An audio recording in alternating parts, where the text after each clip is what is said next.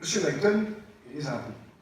Parce que M. Layton, il a osé écrire quand même que s'il avait été encore élu, il n'aurait pas voté les 7,5%. Parce que ça fait trop pour le contribuable luçois. Et il s'est permis d'ajouter que ni le département de la Moselle, ni la communauté d'agglomération n'ont augmenté les impôts en 2016. Ben, heureusement. Parce que M. Layton, président du département, il a augmenté 2 fois la taxe foncière. 4%, 2013-2014. M. Layton, président de la communauté d'agglomération, il a augmenté la taxe d'habitation de 13% en 2013, et en 2014, il a créé la part communauté d'agglomération pour la taxe foncière. Vous vérifiez sur vos déclarations. 1% en 2014.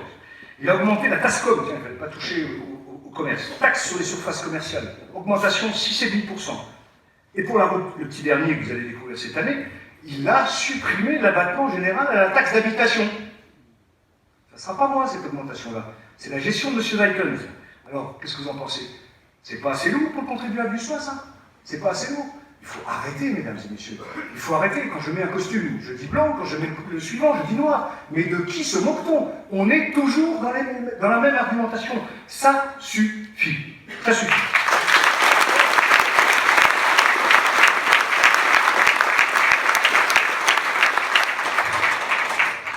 Et je termine par la dette. Parce que là, même là, chez M. Layton, les chiffres ne sont plus bons. Parce que 2011, on a 16,5 millions, 998 € par habitant. 2014, on est à 25 millions. C'est pas 25, c'est 22,9. Lui dit que c'est plus 42% d'augmentation, c'est 56. Vous pouvez l'écouter hier soir, il n'y a pas de problème. Et pourquoi on s'arrête à 2014? On est en 2016. Pourquoi on s'arrête à 2014? Alors, c'est bien, parce que j'ai oublié quelque chose. Comment s'appelle? Le contribuable associé. On a 12. Vous vous souvenez, vous avez entendu ça?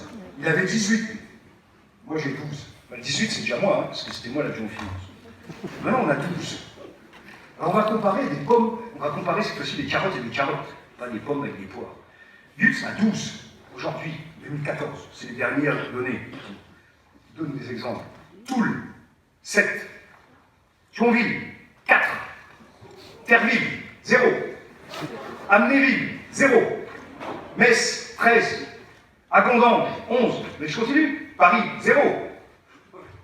Je fais dire ce que je veux, mesdames et messieurs, par les chiffres. Ce que je veux, quand je compare des poires et des carottes. Ça va pas, ça va pas. M. Layton, il n'a pas 18, et moi 12. Moi, j'ai eu 18, et moi, j'ai 12 aujourd'hui.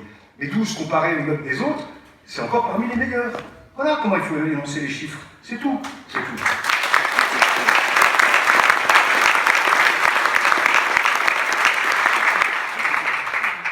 Alors effectivement, la dette a augmenté en 2014, c'était une gestion assumée. Je répète, vous avez réélu avec 80% en 2014. Je pense que les 22,9 millions de dettes, ils ne nous ont pas franchement traumatisés. En plus, on les a assumés. Parce qu'on savait d'où ils venaient, c'est ce pic de dette. C'est l'aéroparc. 7 millions d'aéroparc. Inauguré en 2013. Voilà la réalité. Et qu'est-ce qu'on a fait depuis? On dit, oui, on ne fait plus rien. Qu'est-ce qu'on a fait? Qu'est-ce qu'on avait annoncé? 2014, 2015, qu'est-ce qu'on a fait? Une pause dans les investissements. On a remboursé, en 2015, 5 millions de dettes. En une année, 5 millions de dettes. C'était prévu, c'était annoncé. Voilà la réalité. La dette aujourd'hui, en 2016, elle est à 17,6 millions.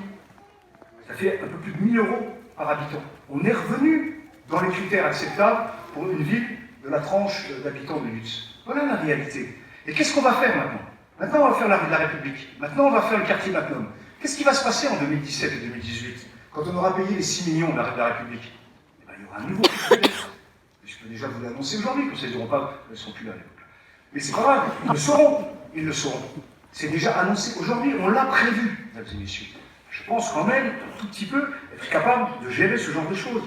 Et en plus, et le summum, je m'arrêterai là, parce que je pense que je vous en ai dit assez, c'est que de toute façon, M. Layton a repris les termes, encore une fois, de M. Sapin, puisqu'il affirme que je n'ai personnellement jamais réalisé aucun projet depuis que je suis maire, que je n'ai fait qu'appliquer les décisions qu'il a prises. Eh bien alors la dette, c'est pas moi. Mais la dette, c'est pas moi.